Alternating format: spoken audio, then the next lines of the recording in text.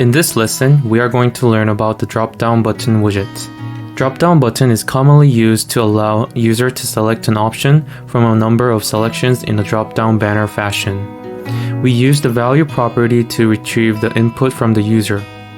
This usually follows with an unchanged callback to update the app state according to user's choice. We can also change the appearance with underline, icon, style, and drop-down color properties. Now, let's begin. Today we are going to learn about drop-down button.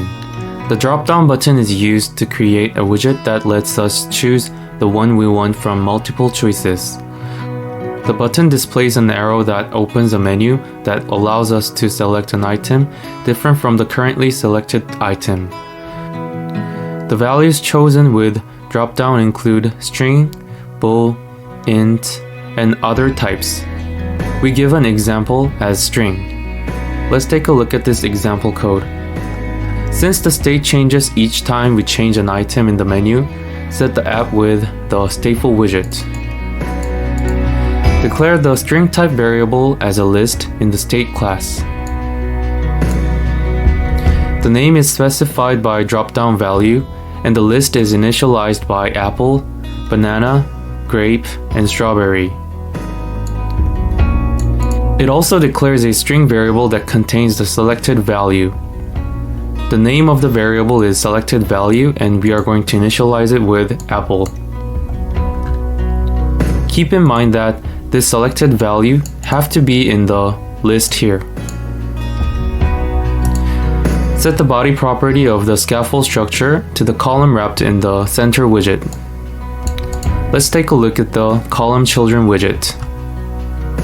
Create a text widget that represents the value selected with the drop-down button. The default value is selected value. Create a sized box with a height of 20 to give space between the text and the drop-down button. Next, we are going to generate a drop-down button of a type string. Set the selected value variable with the value of this button. We can use divider to underline the bottom of the button. Set the height of the divider as 4 and set the color as blue. For the drop-down button, we need an icon about where to expand the menu for the user's convenience. Icons.arrow downward uses the icon to imply opening the menu down. Change the style of the text, font size to 20, and color to blue. The drop-down color property determines the background color of the menu, so we are going to set it to yellow accent color. Next, receive a string type value as a parameter of the unchanged callback. Call setState to assign the value to selected value. Call setState to assign the value to selected value. Item property means items that users can select. List string use the map option of the variable drop-down value to return the value to the drop-down menu item widget with the name value. We need to add a toList feature that returns a list of the values generated by the map option. Now let's try running this code. As you can see, the selected value is initialized with apple, so the text widget in the center is apple, and this drop-down button has selected value apple as the initial value.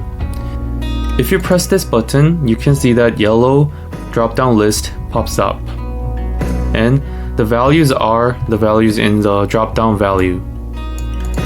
So if we change it to grape, it's going to change from apple to grape. Now, practice this for yourself in Dartpad or locally and see the different results and outputs. Thank you for watching. See you in the next video.